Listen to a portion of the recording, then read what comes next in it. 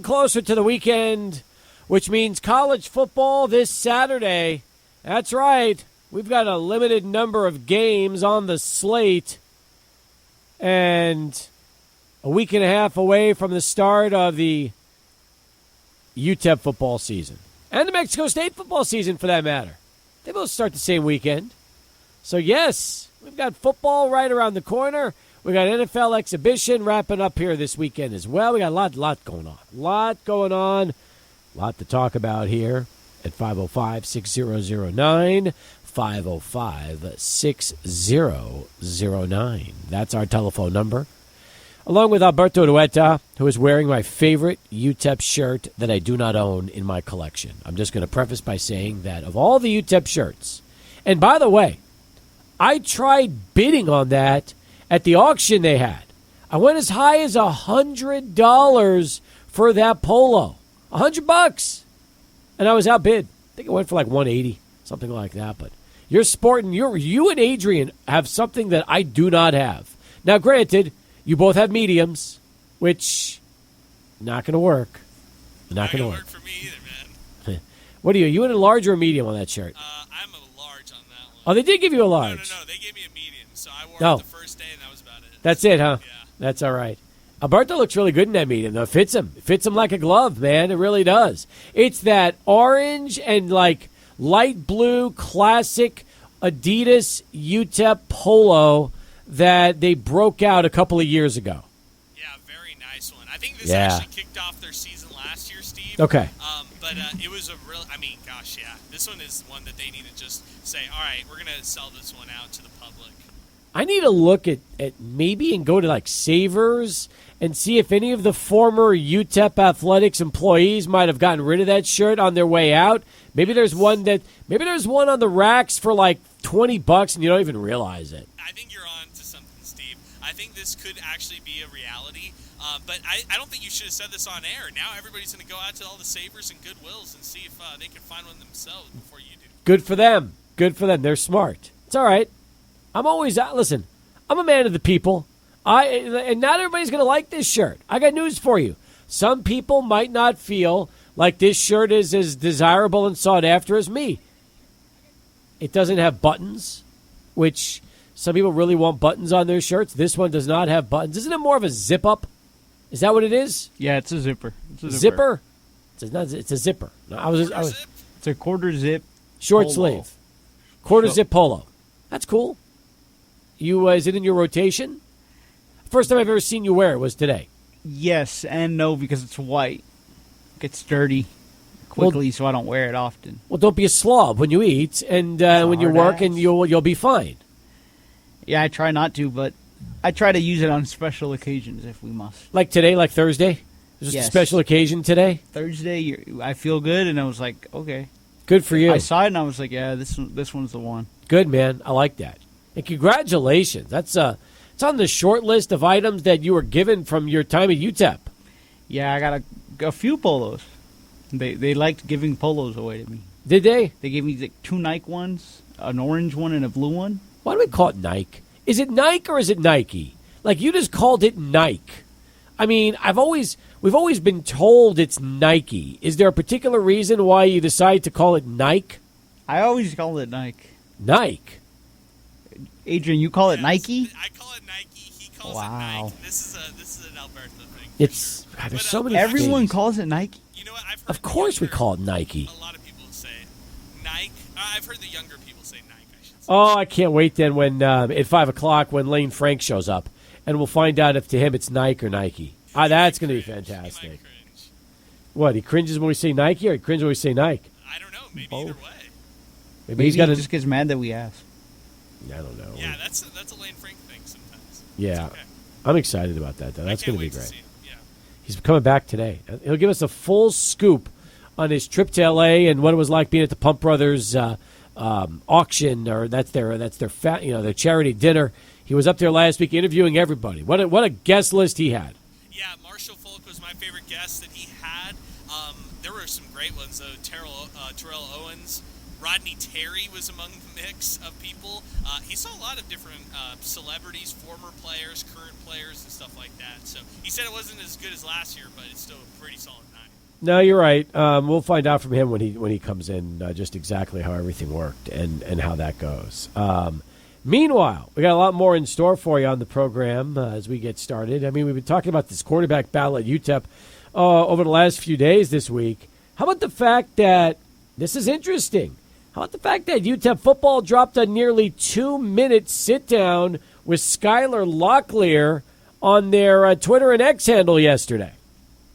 I know. I feel like the timing's interesting, right? I mean, are we getting like slight little nuggets here, or are we talking about a battle that's actually continuing here? I mean, the mock game that's supposedly going on with UTEP football is going to be Saturday. I know family, they're traveling into town to watch this final scrimmage that the team will have against each other. But, Steve, I'll ask you this. I mean, 1 week away from your first game, having a big scrimmage like that, are we talking about too high of an intensity, or is this the intensity that you like for a team to have, knowing that they start out of the gate here in week 0? Let's put it this way. I mean, they're going to do things their way. And if they want to go with a high-intensity scrimmage a week out to better prepare themselves, I'm fine with that. Look, we've seen so many approaches to the start of the season. You know, we've had coaches treat them with kid gloves and never practice in pads. That didn't work out well. We've had other coaches that decided we're going to keep the pads on and hit each other. That didn't work out well. So the fact is, I mean, there's no true blueprint about how to get yourself ready for the start of a season. There really isn't. Nobody knows. Because it's in UTEP's case, they've tried everything and they've never really found the perfect solution. So new coaching staff, new trainer, new team, new everything. So if they want to try things differently, I say go for it. And if somebody gets hurt, then that's that's part of the that's what happens when you play football. So whether it happens this Saturday or it happens against Nebraska or later in the year, you just got to prepare for injuries. Yeah, that's just that would be the narrative right there. So let's pre-talk out that narrative of if people or if this team, is hit with any sort of injury bug. Maybe you look back at the summer and say, well, they went really hard in the summer. They were getting, they were hitting and stuff like that. On the flip side, Dana Dimmel's teams would not hit. They would not go in high-intensity situations in fall camp. And their teams were, they always banged up. Yeah, they were always riddled with injuries. So it's a gladiator sport, man. At some point, you just have to go out and hit people and get used to that because that's what you're going to be doing for the next 3-4 months. I just feel like injuries are a part of the game, and to not get hurt significantly in a football season, that is luck more than anything else. It really is. Like, I don't blame injuries because of guys went too hard or they weren't better conditioned. No, just listen, it happens. Look at the NFL. Same thing. They don't exactly play with kid gloves and they get hurt all the time. It's a full contact sport. That's what happens in football. You get hurt. So I don't necessarily think there's one easy solution or one formula to prevent injuries. I just feel like, Adrian, when you don't get hurt, that is more luck than anything else. And guess what? When you do have a lot of injuries, well, maybe you have bad luck. Maybe it's just one of those unlucky years for you, because that's what it also could be when you start to break things down. Yeah, I think, look, we looked to last year, and that whole running back room got banged up. Remember that? I do. And that's the luck thing that you were talking about, and I think that sometimes the ball rolls your way, and sometimes it doesn't. That's right. And for the last forever, this ball hasn't rolled UTEP's way continuously. Nice to see it roll its way once in a while, right? Would be great. It would be. Let's see him catch a break. It would be great. That's what the whole program's betting on. Did you see that? They had like a party yesterday. Did you see that? No, I didn't see that. Yeah, they had locker room unveiling for all their sponsors. Yeah. Oh, that's nice. No, we weren't invited to that, so it looked nice. I mean, we are a media partner, but I stress the word media. We are not a sponsor. We are a media partner because we air the games. That's part of the partnership. True. So that's how it works. We air the games, they pay us. And that's usually how this thing goes. So sponsors are a little different. I heard it looks nice. That's really cool. That is really cool. Good. Anyway, I haven't been inside yet, have you? No, I have not.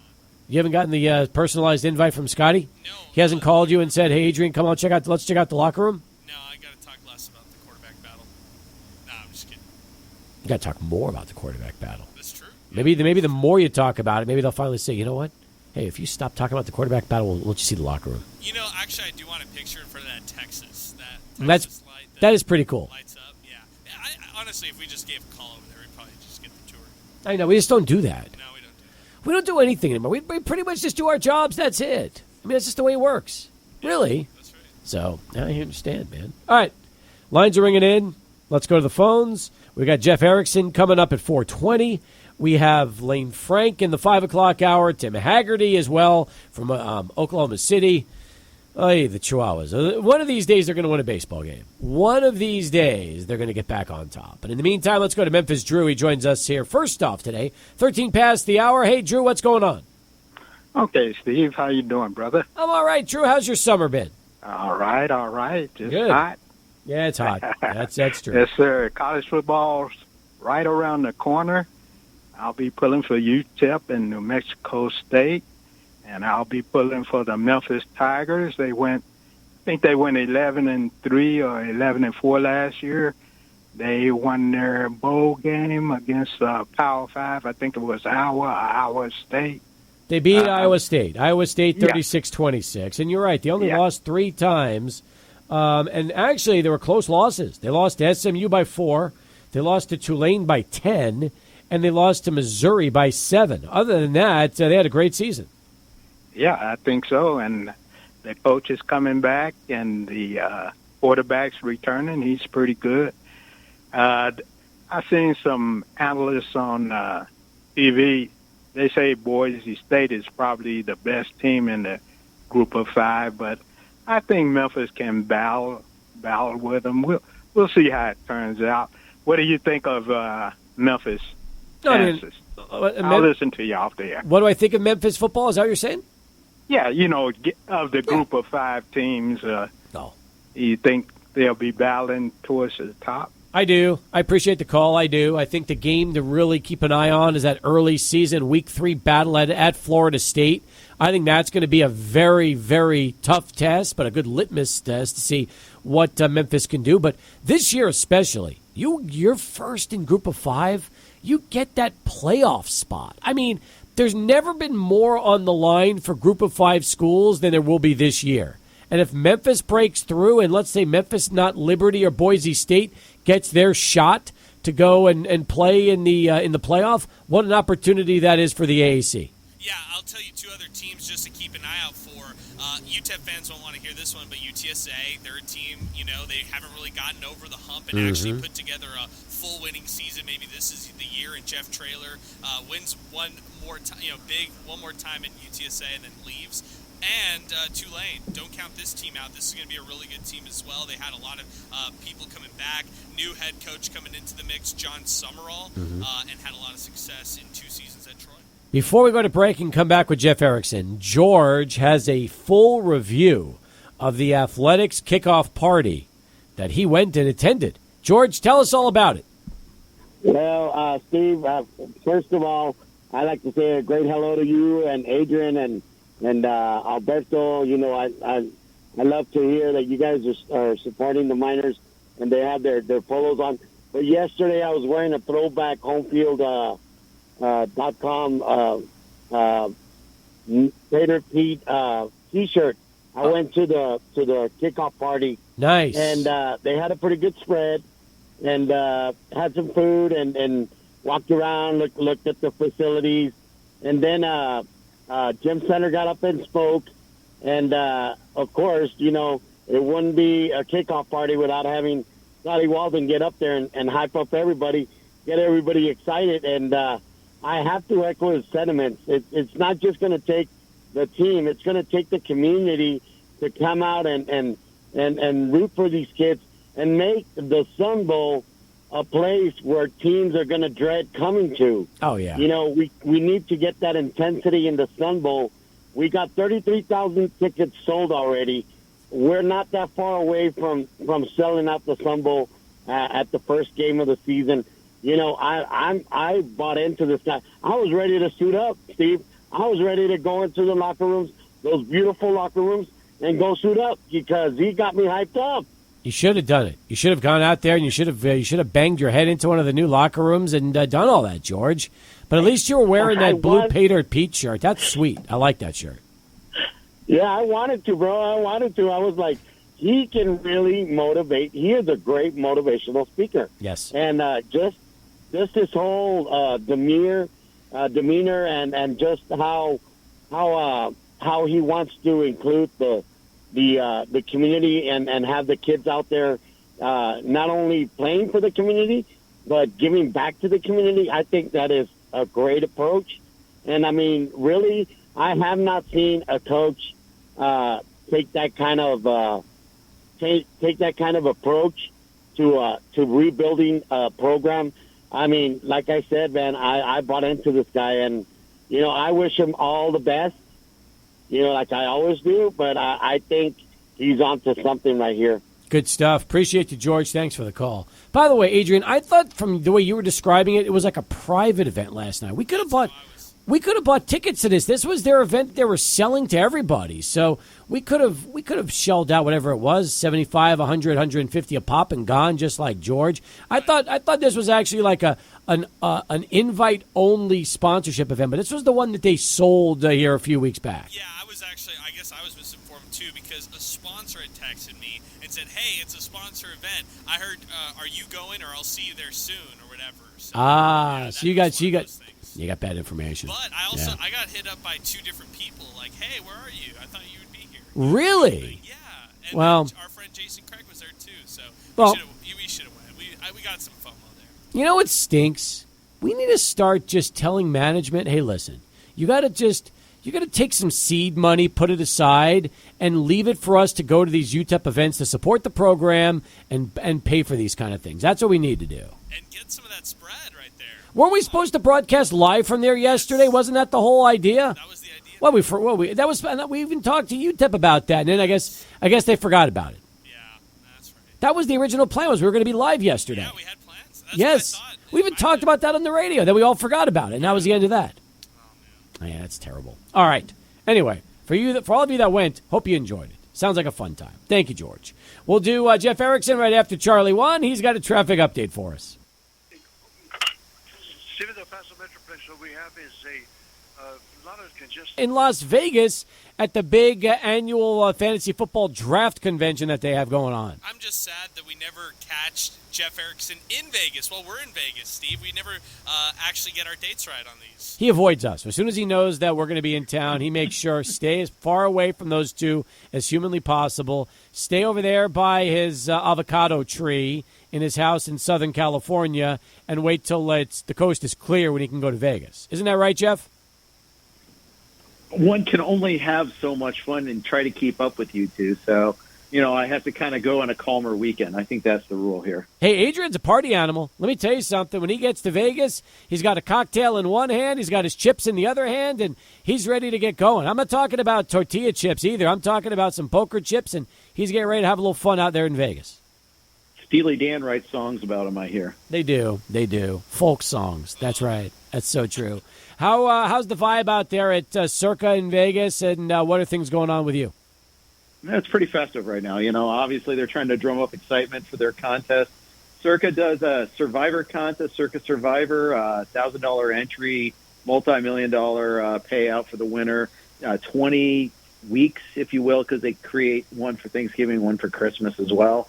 They also have Circa Millions, where it's a pick'em contest, 5 picks against the spread every week. So they're promoting those things. They host fantasy football drafts out here. They're big fantasy fans. They've been great to Rotowire in the past. So they're having us out here, and we're doing our shows from here. We're talking about their games. We're just talking football. Nice. Well, let's talk football as well, because we had a trade earlier today. Philadelphia and Washington made a rare interdivision trade where the Eagles landed Dotson now to play as the number 3 receiver out there. And, you think about Smith and also AJ and how good they've been, but they needed a number 3. Is this the move that you think could really keep the Eagles at the top of the division this year? I think it's a value add. Dotson was not having a good camp. That maybe they didn't gel with the new coaching staff. Maybe it didn't work well with Jaden Daniels, but for whatever reason, he needed a change of scenery. The Eagles, if you look at their depth chart, they don't have like a solid number 3. So it's kind of a win-win, is the way it looked at there. And so I think it's probably going to hurt his chances for helping us from a fantasy perspective. Not that a team can't support 3 receivers, but if you look at the Eagles, they've got 2 receivers, a tight end and Goddard, and they've got Barkley, who are all going to be targets before Dotson gets a look at there. So the question is, who does it help on the Commanders? I think that's the more interesting question. And I posed that question on Twitter. And I'll tell you what, people are strident in their opinions, and none of them are the same. Really? A lot of people say Diami Brown. Some people say Zacchaeus. Some people are saying the rookie Luke McCaffrey. Others saying the 2 tight ends, Ertz and Sinnott, will benefit from this the most. Others are saying Ayuk is going to get traded to the Commanders. There is no uniformity of opinion here. Interesting. Well, I guess we'll have to wait and see over the next couple of weeks before the season starts what's going to happen. Funny you brought up Ayuk because that is another great situation. Nobody seems to know what's going to happen with him out there in Frisco. Right. Yeah, I keep thinking he's going to re-sign with them, and it's going to work out. John Lynch today said he has no update on Ayuk, remains in contact with them. At one point there was talk that there was some momentum. They had, the Niners had moved in his direction, and maybe didn't quite say it was close, but they kind of suggested that there's some progress is being made, and now it's been kind of quiet. I mean, we're not that far away from the start of the season. I think his situation is a little different than Lamb and Chase in that I don't think anybody's talking trade on the latter 2. But obviously we're pretty far down the line with Ayuk. Jeff, sometimes you see stories pop up about, just reflecting back on the preseason, whether or not you started or sat players, and how that impacts injuries. How does that impact fantasy value, in your opinion, if you were just to make like a general thought or a general take on this right here? I like to structure my teams so that my start-sit decisions are based usually at position opportunity like running back, where I want to have 3 or 4 solid receivers. Now, bye weeks, injuries accepted, but I want to have my regulars every single week because I think it's harder to time the market with wide receivers, with pass catchers generally. Yes, we can look at wide receiver versus corner and see some positive matchups from time to time, but the teams can read those matchups too, and they can act accordingly. They can maybe shift some of their coverage to try to prevent it. Offensive teams can line their player up in the slot a week when they hadn't the week before to kind of throw us off that scent too. So I like to get my floor guys, if you will, my base guys, at least for the first 3 wide receivers. If I have 3 receivers in a flex, well, okay, maybe the flex will be a guy that I can kind of, shuttle in and out. I don't really want to try to be timing the market too much with wide receivers, though. I find it interesting in how so many fantasy football drafts always see running backs go off the board so early, yet from a salary standpoint in real life, in football life, they're probably the least valued because of how expendable they are. Yeah, and that's really been driven home the last 3 or 4 years. I mean, just look at Zeke's career trajectory as a good example of that. And how he left last year. He's back with the Cowboys on a really small deal this year. It really has. Ever since like the Lev Bell holdout was, I think, a big point in that. I think Todd Gurley was another one that helped define this as well. If you remember, Todd Gurley was the man. He was our 1.1. He signed that contract with the Rams. He was out of the league like 3 years later. And it's terrible. It's horrible. I hate that running backs don't get valued by the league properly, or I shouldn't say properly, but they don't get valued by the league. But it's a zero-sum game with the salary cap. Someone's got to get the contract. Others, are going to run out, and that's also why at free agency you don't see like baseball where players linger and linger on the free agent market. They're fighting for that piece of the pie pretty quickly. More as we continue here at the bottom of the hour with Jeff Erickson talking some fantasy football. And before we do anything, let's go right back to Adrian. He's standing by with this SportsCenter update. As we keep things moving right now with Jeff Erickson from Rotowire.com, folks. You could check it out. A lot of great stuff on the Dotson trade to the Eagles. That's up there right now with Jerry Donabedian. You've got also a good one from Mario Puig, where he takes a look at 32 teams and tells you on each team which one to fade. We've got draft strategies. We've got the 150 rankings roundtable update as well. So much on there, and that's all at rotowire.com. Meanwhile, Bo Nix was named the starter earlier this week for the Denver Broncos. Can't really say you're too surprised based on his production. Now you wonder with the Nix, will he have a little bit of an advantage on some of the other rookies in his class since he's looked so strong during the preseason? Yeah, I moved him up a little bit. I like what I've seen. It's not just that he's got the job, but it's also how he's actually looked good. Maybe there was a little bit of malaise around the Broncos that's not currently there anymore, and you got to like seeing that. I like that he runs a little bit too, so that puts him over a few other people at least. It does. I don't really know what to expect. I think he's more of a dynasty guy than anything else. Sure. But when you play in a Sean Payton offense and you've shown a little something out of the gate, it definitely bodes well for him. Unlike Zach Wilson, who now you wonder what's he going to do. Goes from the Jets to the Broncos, can't beat out Bo Nix, and you got to wonder if Zach Wilson's ever going to have an opportunity to really see the field again anytime soon. Well, I think this was a kind of a preordained result. Bo Nix was going to really have to show he was unready for Wilson to have a chance of winning the job. Him and Stidham both, for that matter. He's still got a chance of winning the backup job. And as we see every year, backups play a lot more than we would like them to, than we anticipate many times too. So it's not all over for Wilson yet. No, that's so true.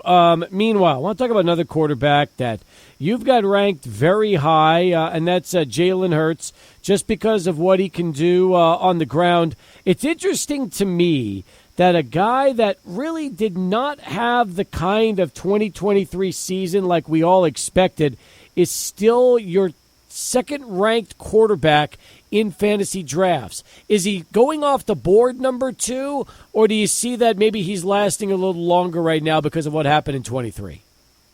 Well, he still had 15 rushing touchdowns, so that covers a lot of ills. It's pretty close. In the NFFC, now keep in mind, this is a league with 6 points for a passing touchdown.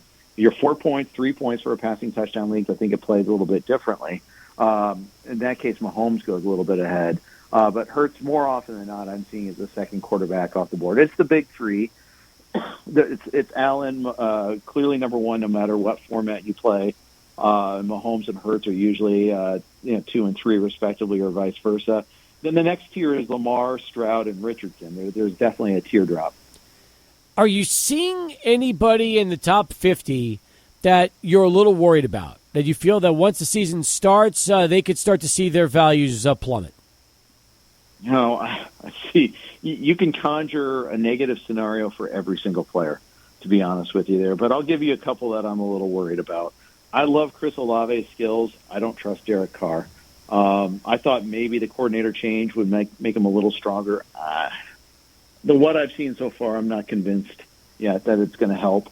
So I've been pushing Olave down just a little bit in my rankings from mid to early to mid second round to maybe end of the second round, pushing someone a couple of running backs, for instance. I'll push Derrick Henry above him now. I'll push Travis Etienne ahead of him as well.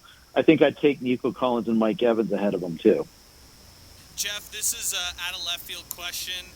Kicker Brandon Aubrey, 66-yarder this past weekend. Who's your kicker number 1? And is it Brandon Aubrey here at this point? It's Aubrey, and then Tucker is the gold standard. You can't go wrong with drafting Tucker. He may not be the number 1 in any given year, but he's always going to be top 5. That's the way I always kind of view that. So it's either Aubrey or Tucker. Still, when you talk about kickers, I always wonder: do you ever play in any drafts where people just get a kicker way earlier than they should? Every once in a while, especially if there's bonuses for distance.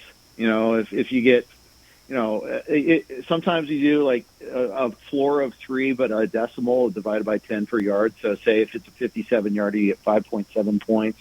I'll see someone take a Tucker then earlier. or on Aubrey earlier, but the way kicker scoring kind of fluctuates from year to year, a lot of times on the basis of not punching in the end zone, or a coach that will just settle for 3, versus say like the Eagles, who will go for it on 2 and do 2, go for 2 more often, or just go for it on 4th down when they have that tush push play, that's almost unstoppable. That hurts a kicker, obviously. So that's the one thing that will fluctuate a little bit there. Let's talk about some players getting hurt. I know Jeff Stotts wrote about this a couple of days ago. We'll start with Jaylen Warren and his hamstring strain.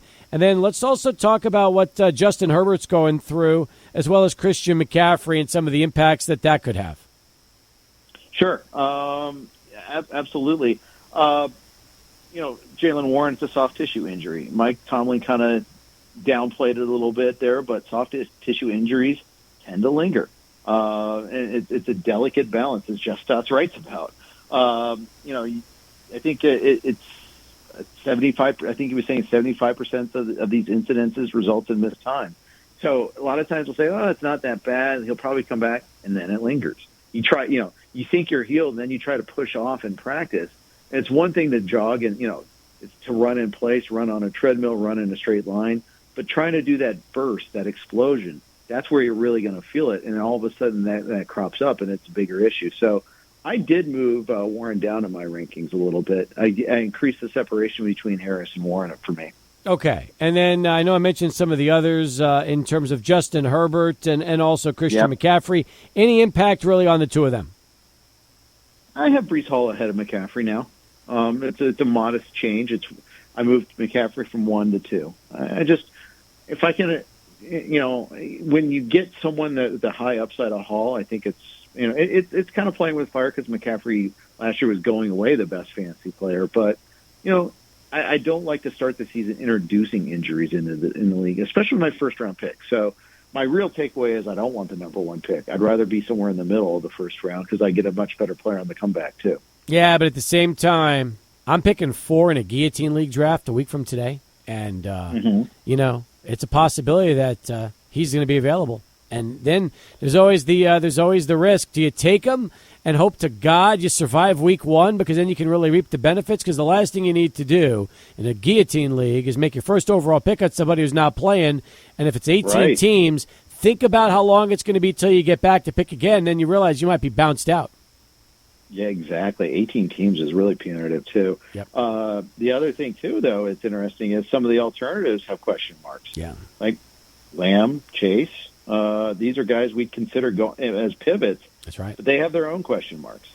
100%. 100%. All right, before we wrap things up, give me one guy that you think has a chance to break out this season and become an elite player at his position. I'm going to give you Dontavian Wicks. I've been trying to get him a lot late in drafts. With the Packers, it's a crowded wide receiver room, a lot of talent there, and that's the problem, which is why you get him as late as you do. But I think the vast majority of fantasy players, the vast majority of football analysts are buying into Jordan Love. If you're buying into Jordan Love, you're buying into the Packers offense, then you're trying to figure out which wide receivers you want to get. And yes, Jaden Reed is a fantastic player. Christian Watson has a lot of upside, but he also has a lot of injury risk. Wicks, every time he gets a target, he seems like he does something with it, and he costs nothing. He's like an 11th or 12th round pick. So I like grabbing him late.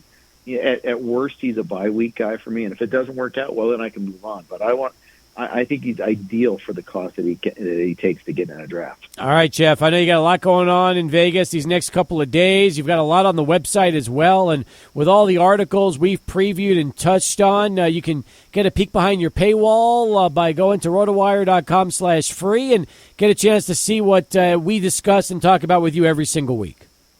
Absolutely, and I appreciate the promo on that, Steve. Yeah, rotowire.com/free. No credit card is required. All we do is ask you to put in a valid email address. You get 2 or 3 days behind the paywall. Off you go. Check it out.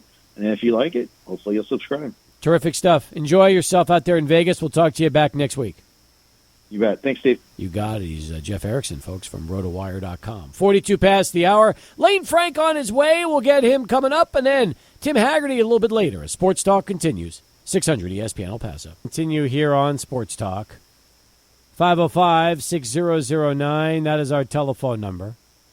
Our fall football countdown, brought to you by El Paso Community College, continues with Del Valle. That's right. Moving on now to District 158 Division 2. In fact, this division is it's unbelievable. I mean, look at it. Adrian, Kenyatillo, Chapin, Hanks, Andrus, and Burgess. And for head coach Rudy Contreras, what a season he had. 9-2 overall, 5-0, by district finalist. And I think the best part is, for Del Valle fans, almost everybody is back on both sides of the ball for them. This is their year. This is Del Valle's season. They've got the best quarterback in town. How many times can you say a sophomore on varsity was the best quarterback in the city of El Paso? And that was the reality last year with Jake Fetty. They're all worldly quarterback. He has received praise galore, and he deserves all of this, man. The Division I offers that have come in, Texas is flirting with him. They're probably the biggest name right now who kind of likes Jake Fetty, and I wouldn't be surprised to see an offer come by. Of course, Scotty Walden and UTEP football are all over Jake Fetty, and they want him to be a minor. But that's not even the most exciting player on that team. You also even have another exciting player, Manny Fuller, who is committed to the University of Utah. He's going to be playing in the Big 12 next year, and he's kind of an all-around player. He can play a little wide receiver, play a little running back, slot, whatever you need him to do on an offense. So, man, this Del Valle team is loaded. Is this your pick to go the deepest when the postseason hits, assuming they all stay healthy? Oh, you're putting me on the spot.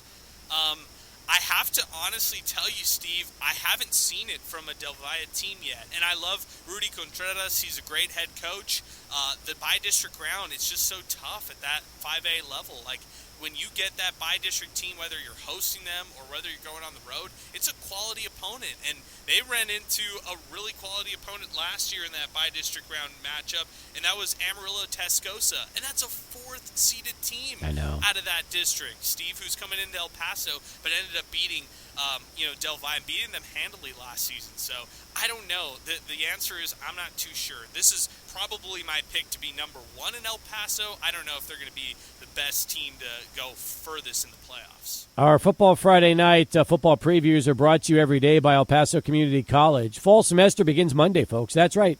It is just 4 days away. In fact, you can visit epcc.edu to register and talk to somebody about virtual classes. In fact, also, extended hours are ongoing now to register in person at the Valle Verde campus at 919 Hunter Drive, going on until 7 p.m. That is going to be 7 p.m. Through August the 27th. Very important to note. You got a lot to choose from at El Paso Community College, including welding, HVAC, solar power, nursing, and all other health-related fields. Plus, of course, the culinary school, which I've had a chance to experience over the years, cosmetology, and so much more. You can go to epcc.edu/CTE and see all the workforce programs that El Paso Community College has to offer. Again, we'll have another preview for you coming up on the show tomorrow. In fact, we'll also get Lane Frank on the program. That'll be soon. Meanwhile, Adrian, big news for UTEP basketball fans. We heard last night that the Miners were able to get a player on board here in a time period where nobody really expected it. DeCannon Wickware is his name, and somebody that played his ball at Duncanville. And let's just say this. DeCannon had a terrific run. Imagine going as a junior to the semis of the state tournament, and last year as a senior, winning state. Comes from a loaded basketball program that has always done well, and now he'll have an opportunity to have 3 years of eligibility for the Miners. Yeah, killed it at Kimball High, and that's the spot that you're alluding to right there. Mm-hmm. Lee Junior College is where he spent his first season at. I believe he could play and be eligible for 3 seasons, if I'm not mistaken, Steve. For sure 2. But he's a 6'7" forward, averaged about 13 points a game. He shot 37% from the three-point land, too. So a forward who can kind of space the floor, stretch it out for the Miners, and hit from perimeter. At least he did did it in junior college. Let's see if he can translate it to the Division I level here. And man, I think this is a solid way to put a bow on the offseason here for UTEP. We were waiting to see who would be their final scholarship player. DeCannon Wickware, that's a 5-star name. By the way, 3 years of eligibility remaining. He was a class of 2023 at Kimball. So that just goes to show you he was only a year removed from high school when he played at Lee JUCO ball. And interestingly enough, had signed to go play at Incarnate Word. They let their coach go. He reopened his recruiting, ended up going to play JUCO, did well at JUCO. UTEP got him out. Now they got 3 years with him, and suddenly they get another 6'6", 6'7" body that brings some inside physicality to the mix, and kind of that spot that UTEP felt they didn't have enough depth at.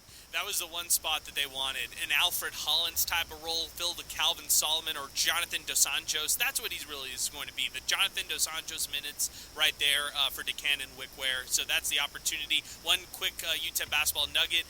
It looks like they will host Seattle this season as part of a home-and-home series that will start with that program. It really happened last year. Seattle and UTEP played, and then next year they're going to play again. So it looks like a 3-year series here for UTEP men's basketball against Seattle. And that's not part of the WAC challenge, right? Because Seattle is in the WAC, but that's not part of the WAC challenge. So Correct. That's good news, yes. too. All right. One down, one to go. Cowboys update, top of the hour. Then it's Lane Frank. And then a little bit later, it's Tim Haggerty. That's right. Hags from Oklahoma City. As Chihuahuas baseball coming up, top of the 6 o'clock hour right here, 600 ESPN El Paso. Studio. Here's Steve Kaplowitz and Adrian Broadus. All right, welcome back, everybody. Alberto Duetta joining us in the house as well. By the way, I'm watching these interviews from the Pump Foundation dinner where Lane was at last Friday, and I'm watching Dominique Wilkins with him right now. He was with RG3. He was with Allen Iverson. He was with Warren Moon. I mean, you got it's basically a who's who of people that he's with, and I love that. I think it's so cool. In fact, Marshall Faulk was also in that group, and as we all remember, Marshall Faulk, Deshaun Foster was part of that. How cool. I don't know if he mentioned to Deshaun Foster. I wish he did. Ed Stansberry. They're really close, going back to their UCLA days. Yeah, and I think Foster is not so secretly looking at a younger Stansberry. I'm talking about Wes Stansberry, who's going to be playing varsity football for Coronado High School this year, and thinking, I wonder if he does what Ed does, or Ed did back in the 90s, early 2000s. Could be. Carlos Boozer was also part of that list. That was really cool. Just watching, those interviews. Chris London was on that interview list. He's got everybody. I mean, it's fun to watch the people that just sit down and talk to him and then go from there. Jimbo Fisher went one-on-one with Lane also in this episode. Such a cool experience to see him interview all these different people on Schoolyard Sports for this. Yeah, and also Lane does a great job on these too. So, I think a lot of the people out there, if you haven't had a chance to watch Schoolyard Sports before, make this your excuse, because he interviews the who's who of people who made it out to the Pump family dinner. Oh, yeah. Terrell Owens looks amazing. In fact, when he interviews Terrell Owens, he's not even next to him. He's like in the back of the crowd, and as he brings him in, then he goes in. T.O. is still hilarious in 2024, just like he was about 20 years ago. Yeah, without even having to be unintentionally funny. Exactly. He's naturally funny. Let's listen to the Rodney Terry interview. This one I want to hear. So if there's ever an interview I'm interested in, it's listening to former UTEP coach Rodney Terry talk to Lane Frank and see what he has to say. So let's go ahead and hear it. Here he is with Rodney Terry. All right? Should be a lot of fun. All right, Sports fans, back here at the Pump Dinner with Texas basketball coach Rodney Terry. Coach Terry, how you doing? I'm doing great, man. How you doing? Good to see you here on the red carpet. Great to see you. Great to see you again. Third year I've seen you at this event, so great to see you. Let's start things off. You're in a new conference this year. You're in the SEC. How excited are you to take on that challenge? I think we're super excited about it. I think our fan base is really excited about the new challenge of the SEC, and we're joining a great basketball league, great conference. College basketball and college sports obviously changing a lot. How much of your time do you think you have to spend on NIL or maybe even transfer portal recruiting? Well, we're fortunate enough to have a general manager, so we've kind of taken on the pro style infrastructure that you have to have this day and time with the landscape changing the way it has. And we've got a really good guy that does a great job in managing that for us. That's great. And what's one message you have for all of college basketball on what you guys can do this year? Well, again, I think it's going to be another exciting year. I think, last year was exciting because I don't think you had one dominant team. I thought it was, pretty wide open. I think this year will be, quite the same in terms of, I think there are going to be a number of different teams that have a chance to compete for a national championship, and I think we'll have a chance to be one of those teams. Appreciate it, Coach Terry. Thank you. Thank you. Go.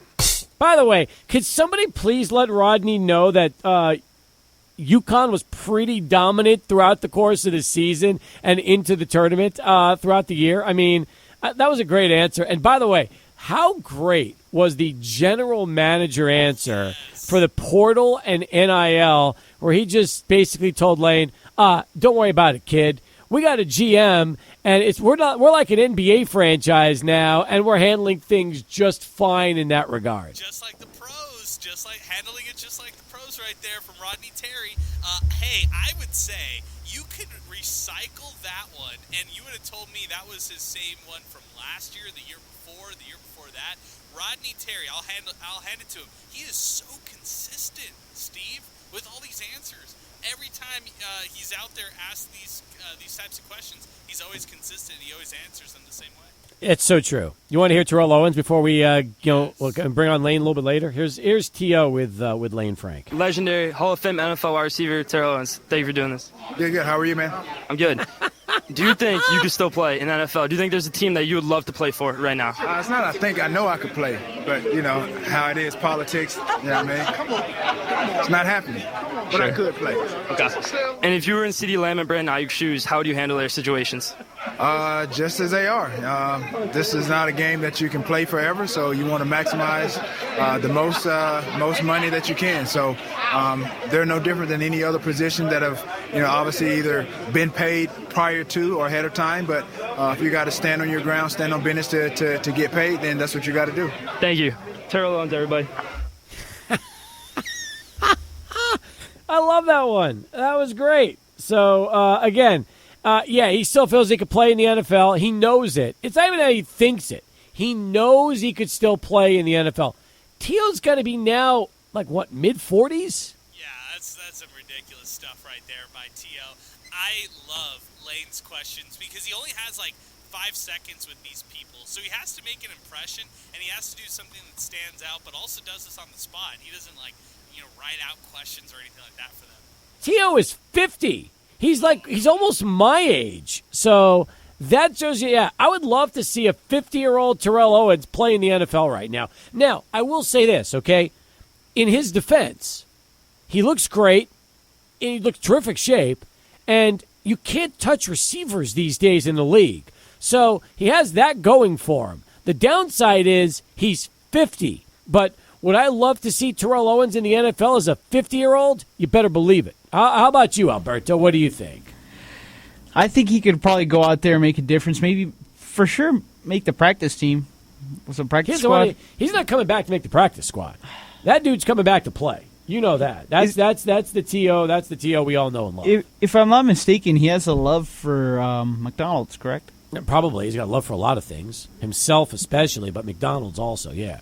So that's probably true. All right, Lane is here. Have a seat and pick whichever seat you want. In fact, it's good to have you back, Lane. You look taller than the last time I saw you. I feel like you keep growing every time you enter the studio. Maybe you're taller because you had the chance to go one-on-one with T.O. and a bunch of others at the Pump Foundation dinner last Friday, which is now going to be up on 179 for Schoolyard Sports. So it's also pretty exciting. What's going on? How are you? I'm great. Just got out of practice, on the way here, listening to my episode out now on all podcast platforms and YouTube. It's a great episode. I have so much great stuff coming up for the show planned. I'm really excited to share it with all of you, and this episode was just a great stop. Great. I'm happy you weren't listening to us on your way over here. You were listening to yourself. That is terrific. Great way to tell everybody that you were listening to, because we were playing you. We actually were playing your interviews with Rodney Terry and also Terrell Owens. Those were the two clips we played before you got here. How was the Pump dinner? Give me your review. Such a great time. So many great people I got to meet. Allen Iverson, Robert Griffin III. Stand-up guy. Don't know why ESPN fired him. Amazing guy to interview. Dominique Wilkins, super nice. Marshall Falk, that was a great interview. I really want people to watch that one. Just a really good time interviewing all these people, meeting all these people on the red carpet. It's outdoors this year. It was a little bit fun that way. I had a great time. How'd you like Terrell Owens telling you at the age of 50 he still thinks he can play in the NFL? I learned his name is not Terrell. It's Terrell. It's the first thing he said to me in the interview. Did they cut that out?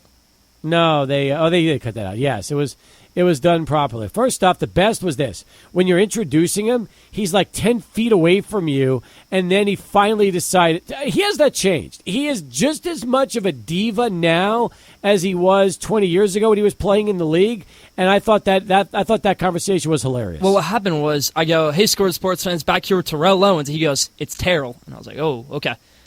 "Hey, Scored Sports fans, back here with Terrell Owens." And then I introduced him. I think he was a little bit angry about that. I was pretty nervous the rest of the interview, but still a very nice guy. I mean, anybody who didn't interview with me, that's a very nice thing to do. I'm always going to like them for that. First off, I've always called him Terrell Owens, too, not Terrell Owens. I mean, you could have just called him T.O., and that always solves I think I call him issues. T.O. from then on. Yeah, that's probably the easiest way to go. In fact, if you ever see him again, just call him T.O. That way you don't have to. It's like Coach Prime.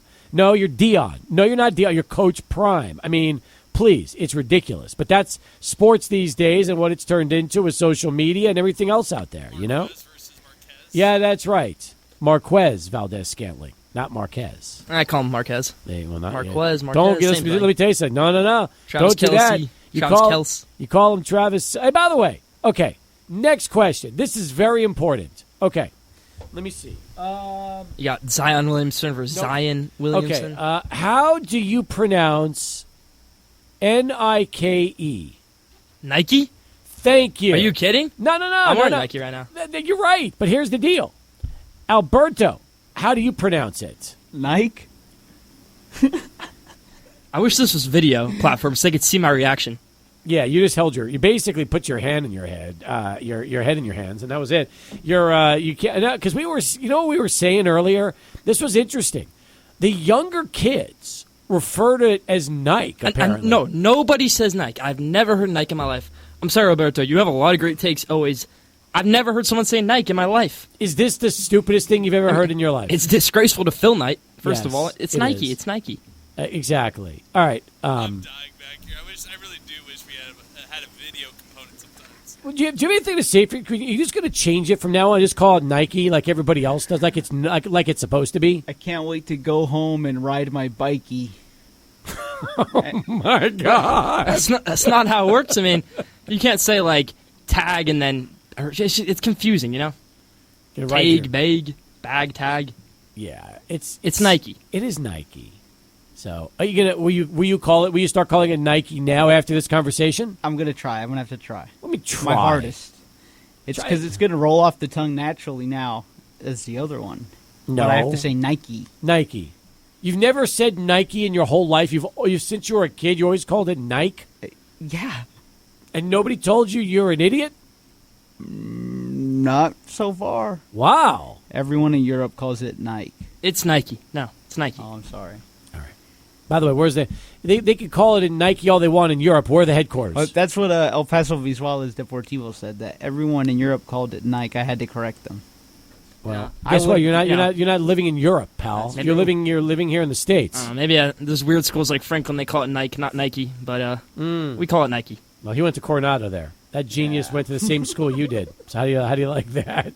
Wait, same school you did too. That's right. And I've always called it Nike, 100%. Because it is Nike. Okay. Just be glad you don't go to Franklin. That's I feel terrible stuff happened today. By the way, Franklin, not good. So you heard about that, right? Yeah, of course. It was awful. All right. Anyway, 1:15 as we continue here on Sports Talk. When we come back, more with Lane Frank, Schoolyard Sports, as we continue. But first, let's go to Charlie 1 and get ourselves this traffic update. Will you be playing against that player, the best player in the state? He's number one, so I won't be playing against him. No, but you'll still have an opportunity to try to beat up on the rest of them, whoever you get to play. For sure.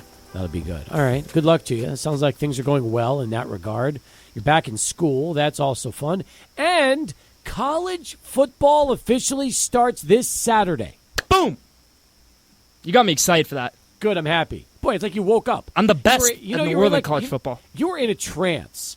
And you were talking about your tennis team a little bit and kind of... what's tennis? I'm talking about college football. Well, no, I'm saying you're going through the motions and, doing the usual, throwing all the cliches at me. And then all of a sudden, I mentioned the magic words, college football starts Saturday. Oh.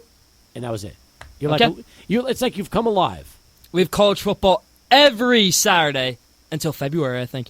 It's do. incredible. We do. You've been waiting all year for this, haven't you? I'm like shaking. I'm so excited for college football. Do you have a bracket yet? A bracket? What do you mean? College football playoff bracket? We'll get there soon. 12 teams. It's gonna be ridiculous, but we'll get it done. Okay, so you haven't started that yet. Haven't started that yet. I'll do it next week in the show. Okay. Are you worried about Michigan trying to repeat as national champs? No, I'm not, because I think if we have a good passing game, which I think we will, we are going to repeat as national champions. Will Johnson is the best player in the country. Mason Graham is number 2 in the country. Colston Loveland is the best tight end in the country. Dalvin Edwards is the best running back in the country. Kenneth Grant is a top 5 player in college football. This team is incredible. And Alex Orji is the next Cam Newton.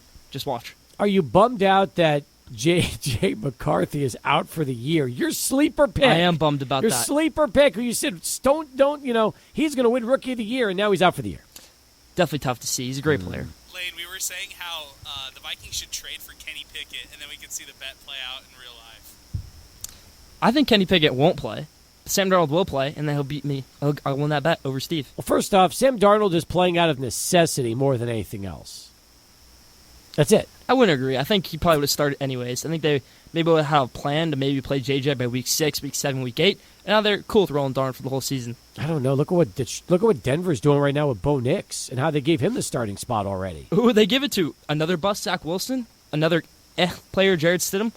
I think Zach Wilson's 3rd in the QB depth chart. Bo Nix is 1. He's their next Drew Brees. Sean Payton's next Drew Brees. They're excited about Bo Nix. Well, the Jets are really good at drafting bust quarterbacks. First, they took Sam Darnold, who you love, and then they took Zach Wilson. They finally got smart and brought Aaron Rodgers on board. For sure. All right. That's good. Michigan's going to have a tough test early. They're going to have to play Texas. That's going to be a massive, massive game. You realize that, right? I'm very excited to go to that. Very. May's out. It's going to be such a great game. Are you nervous? Because I would be, if I were you, I would be a little nervous. I'm not nervous. Yeah, I would be nervous. Okay, I'm not nervous at all. I'm ashamed by that comment. In fact, you're wearing a hat that resembles Texas. What hat? This is why I wish we had a video platform. Oh, my God. He had on an Amigos hat that looked like a faded burnt orange, and now as soon as I said that, he took it right off. He took it off immediately. Can't associate yourself with burnt orange. Definitely can't. Under any circumstance. Can you associate yourself with maize and blue? No. Then look at the colors behind you. By the way, look at this. This mesh trucker cap that I have. Like it's your in my background. collection. It is. You have turned our studio banner into maize and blue. Hey, when they announced the Robert Griffin firing in the New York Post, the photo they used was him in front of the Schoolyard Sports thing at the pump event. Were they really? Really. Let me try to find it for you. That's huge. Good placement for you. For sure. That's really what it's all about. Loved it. Anyway, but let's get back to college football for just a second, okay? 12-team playoff. How excited are you knowing the expanded playoff could give Michigan that opportunity to get back? What? If they struggle through Big Ten play, they might be able to backdoor right into the 12-team playoff. I think it's great for teams like Texas, teams that are going to struggle making that 4-team playoff again. Mm-hmm. For a team like Michigan, they can use a 1-team playoff and get in because they're the best team in the country. Unbiased opinion. Well, first off, they lost their coach. They lost their quarterback. First off, they have the coach that won them a top 10 game last year, 2 top 10 games. Mm-hmm. He's a great player. Then why is nobody else besides you picking Michigan at the top of the Big Ten? You're the only one. Why are you the only one and nobody else? Okay, let's break it down. Everyone says Ohio State, they're such a great team. They returned so many starters. So many starters from a team that was god-awful last season, that for Ohio State standards, absolutely awful. Will Howard. This is a guy who I saw play in the Big 12, almost get replaced. You want him to be your starting quarterback. That's great. Quinshon Judkins got forced out of Ole Miss. Travion Henderson isn't healthy. Emeka Egbuka can't catch a pass against Michigan. This Michigan team is elite. I can name you the guys back on Michigan that made impacts against Ohio State last year that are going to make impacts again. Let's look at Dalvin Edwards. Let's look at Alex Orji. He had a few good plays against Ohio State last year. Let's look at Tyler Morris, Will Johnson, Kenneth Grant, Mason Graham, Derek Moore, Rod Moore, Quentin Johnson. There are so many guys in this Michigan team that are going to make impacts where I don't care about the Ohio State guys. Historically, Ohio State has always had Michigan's number, especially as of late.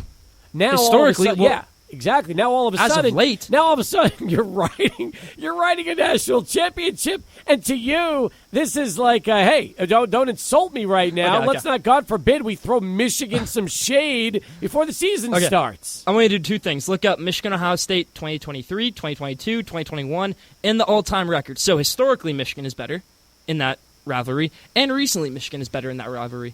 It's not a debate. Okay. All right. Can I do this couple in or out as far as making it to the college football playoff for you? Definitely.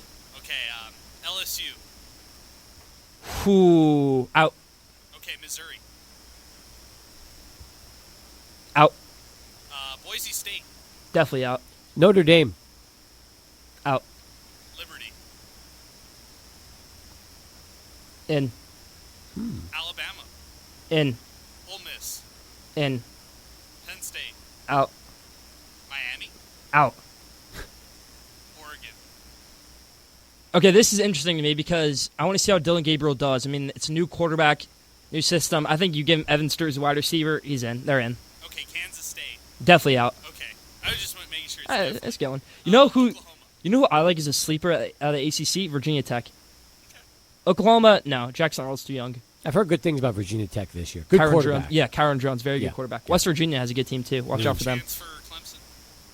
No chance for Clemson? I say no because I think they have a really good chance to win Week 1. If they win Week 1, I mean, they're in no matter what because they're going to rule the ACC if they win Week 1 against Georgia. All right, for these 4 slam dunks, Utah slam dunk in for sure? No. I think West Virginia beats them in the Big 12. I think Ooh. there's a lot of Big 12 games they can lose. Florida State? New quarterback, DJU. Let's see what we see from them on Saturday. Right now, my answer is no. Texas. Let me say this right here. People think that this playoff is, everybody's going to get in. I played College Ball 25. Yes, you can have 2 or 3 losses, get into the playoff with this 12-team format. Not every team in the country gets into this 12-team playoff. But Texas, they'll get in. But they're going to lose to Michigan. Okay, so locks for you are Georgia and Michigan. Georgia, Michigan, Texas. Those are your locks. Are we calling Georgia a lock? No. Let me. Who are your locks besides Michigan? Michigan No. is your stone cold lock. Who else besides Michigan are locks? Top 4 get first round. I assume Georgia gets in, but the thing is, with these SEC teams, there's so many good SEC teams, only one of them gets a bye when you think about it. So yeah, I think Alabama has a good chance to win the SEC. I think LSU has a good chance to win the SEC. For Georgia, they don't have athletes outside of Trevor Etienne. They don't have Raul Thomas anymore. I mean, child cruelty charges, that's horrible. They don't have many athletes on this team outside of Trevor Etienne. So I don't know about Georgia this year. Okay, who do you know? Who besides Michigan? Who else are you confident about? Like I said, who's winning the Big 12? Who's winning the Big 12? Sleeper pick West Virginia. Let me look at the field really quick. Dion, no chance. No chance. Are they going to be just as? Yeah. Oklahoma State's good. Oklahoma State's good. Alan Bowman's a 7th-year quarterback with a really good running back. You could see them maybe run the table for a little bit in the Big 12, but then things start to break down. I don't think they run the table the whole way. Texas Tech is a decent team in the Big 12 that I want teams to look out for. Even Baylor, decent quarterback, DeQuan Finn this year. Arizona is going to win the Big 12. This came in on Twitter and X from Esteban. Historically, Division II Appalachian State ate Michigan's lunch in 2007. Why are we bringing this up? Because I wasn't born. Because we were talking about historically with Michigan and Ohio State. Oh, historically. So what does Appalachian State have to do with that? Well, he's reminding you that, what, it wasn't that long ago when Michigan had a humiliating defeat at the hands of Appalachian State. And I'll remind him, who probably roots for a lot of Texas teams, that Texas A&M also lost to Appalachian State 2 years ago with Jimbo Fisher as their head coach. That was a great interview on Friday. Jimbo Fisher, nicest guy. You interviewed Jimbo. You know what he said to me? What's that? I asked him, so you think you can get back into coaching? He said, we'll make a decision by November, December. That decision will probably be yes. I think I'm the only person in the world he's told that to. Really? On air. So you could have an exclusive right there. Did you break that as an exclusive? Pretty much did. I will break that tonight. Can we put that on really quick? We can. How about we do Sports Center? I'll cue it up for you, then we'll play that for everybody to hear. Sounds good. All right. More with Lane as we keep things moving. But first, back to Adrian and this Sports Center update. Keep things moving, 33 past the hour. By special request, here is the last question of Lane Frank's interview with Jimbo Fisher from the newest episode 179. It's Schoolyard Sports. Lane at the Pump Foundation dinner. Here's what he had to say. Question. So let's give an insight to college ball fans on what you are up to right now, or maybe what the future is for you. Well, right now, what I'm trying to do is relax. I'm learning to relax, finally. I guess this month I wouldn't be out here. I guess I'm better off in figuring out who my quarterback's going to be. Last year, I'm always trying to figure out who my quarterback's going to be. But right now, just enjoy myself and time to take time with family, and then make a decision once November, December comes, if there's some opportunities come that you want to jump on, and most likely I will. Appreciate it, Coach. Thank you. Thank you very much. That's a good breaking news. By the way, you're taller than Jimbo Fisher. I didn't even realize that until the interview. Am I taller than Jimbo Fisher? Yeah, it looks like you got him by a couple of inches. How tall are you?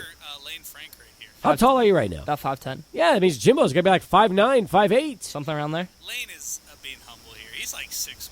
I got my physical last week. They said I was 5'10", but maybe I grew. Those doctors' offices, man. You do look taller. When you came into the station today wearing that UT hat of yours, you look taller than you did last time around. I want to put a poll on Twitter. Does this look like a UT hat? No. It was originally burnt orange, and what happened was you sweating it, and now you faded out the orange a little bit, and it looks more tan. That's what it is. It was tan originally. You're never going to wear this hat again after today because you're going to have in your head, oh, my God, people could say this might have looked a little bit like UT, and that's going to be the end of that.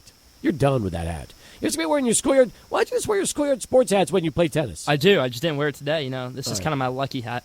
Your lucky hat. You wear that for did you wear that for your match? Did not wear that. I wear a Schoolyard sports hat during my match. But so if you won 6-3, doubles and singles, you got flip flop. I understand, but if you won with Schoolyard sports, that should be your lucky hat. I'm not a big fan of superstitions, so switch it up. Oh, I'm very superstitious. You're not superstitious? I can be at times. Maybe picking my outfit, picking other things, but not with hats. What about with Michigan? Oh, definitely. So you're superstitious with Michigan? There are so many superstitions with Michigan football. Let me hear. I think Michigan football, I hate to say this, I prioritize it over everything in my life. Everything. Even women? Yes. Really? Yes. What if you meet a beautiful female and she loves Michigan? Then is it like love at first sight for you? Would that be it? Is that the deal right there? If she loves Michigan, then you say, Michigan's you know what, my that's thing. it. That's it. As long as they don't be annoying about it, Michigan's my thing, okay? My thing. By the way, if you prioritize Michigan, number one, what's 2, 3, and 4 after Michigan?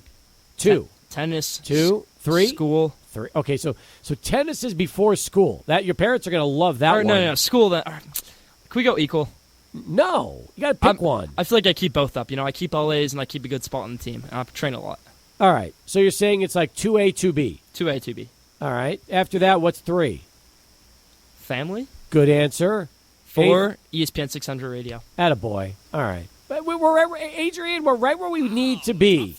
We are that's exactly. 4A, 4B with the podcast. I was going to say, you put us above Schoolyard Sports, that's even better. Thanks. Appreciate that. Let me re-rank this. So it'll probably let's go 1, 1 Michigan football. Yep. 2 the podcast, 3 school, or 2A, 2B, school and podcast.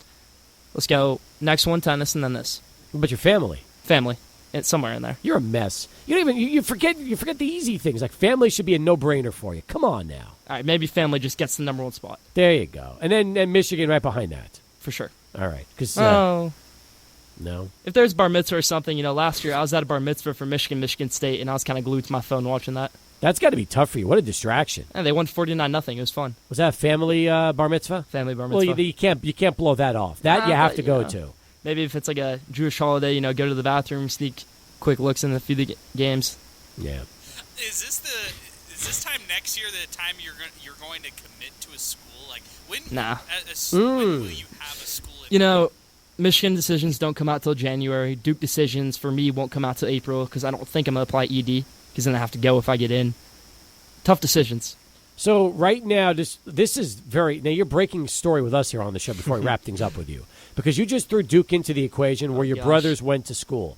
Now, don't you think it's kind of sacrilegious for somebody like yourself who's grown up such a Michigan lover because of your parents, both going to school there, and if you decide to blow off Michigan and go to Duke, doesn't it send a really bad message to all the years you've been just, supporting and repping Michigan sports? I've been told I'm a Sigma Nu legend at Duke, so I may have to live up to that legacy if I go to Duke. So maybe that's a reason why I maybe want to go there. How are you a Sigma Nu legend? You haven't even started college yet. What are you doing at that age that's made you a legend? Nothing. What? Absolutely nothing. You did something. Absolutely nothing. Oh, for crying out loud. You just said you're a legend. Absolutely nothing. All right. Adrian, we got to do some investigations. Man, I think Leighton Frank has an Alberto Ureta lifestyle. I do too. I think you do. I think there's a lot more to you than meets the eye. Do you ever short circuit your power grid when you try to heat up an air fryer to heat up some fish sticks like the guy next to you? Has that ever happened? Not to me. Has it happened to Alberto? Regularly, man. He bought an air fryer this past weekend, and for the last 6 or 7 times he's trying to heat up fish sticks. Every time he heats it up, the whole apartment power blows up completely. He loses power in his place because it's so old. It was wired incorrectly. He's overloading his power circuit just trying to heat up on an air fryer. Oh, my gosh. Yes. What advice do you have for Alberto? I don't even know what to say there. Just think it through, maybe. Look it up. Should he return the air fryer? Don't return the air fryer. Just don't try to heat up fish sticks. Well, you got to use the air fryer. So what he's trying to say is every time he tries to use the air fryer, he takes out the power grid for his entire place. Pretty crazy. Pretty crazy. You don't get in trouble with the building for that? Not so far. Thankfully, not so far. By the way, I'm done. I'm returning it, by the way. This isn't up for discussion. This is getting returned. By the way, he's also... You know what? I'm not even going to go there. I was going to say something like, nah, I can't say it with a straight face. I can't say it with a straight face. All right. Listen, 179 is up. Video, audio. You got to check it out. A lot of stuff. Do you talk about other issues besides the Pump Brothers dinner? Is there other sports? Do you talk Yankees baseball in this one? It's a 39-minute episode, and there's so much great content outside interviews in there. We're talking about the Yannick Sinner ridiculous 2 positive steroid tests and no suspension. We're talking a lot about MLB, some NFL in there. It's a great episode. College football, of course, making the picks for this weekend's game. Florida State versus Georgia Tech. Is Aaron Judge going to break his own record? I think Aaron Judge has a chance to have the most home runs ever of anybody who didn't take steroids again. He already has that record. I think he can do it again. And to think about it, only 2 players have ever had 60 home runs this season. Mark McGwire and Sammy Sosa, and both of them took steroids. Mm-hmm. Well, what about Barry Bonds? Barry Bonds never hit 60 twice. Didn't he hit 70? Before the 70 season, what did he hit? I don't think he ever hit more than 60 twice. Okay, we'll check it out. Anyway, that's good. Listen, check it out. Episode 179, wherever you find your podcast. Schoolyard Sports. Lane is here. We'll see you back next week. See you back here next week. Great show, guys. Have fun. Thanks so much. Thank you. All right. He's Lane. We'll come back. Tim Haggerty, final countdown. That's next.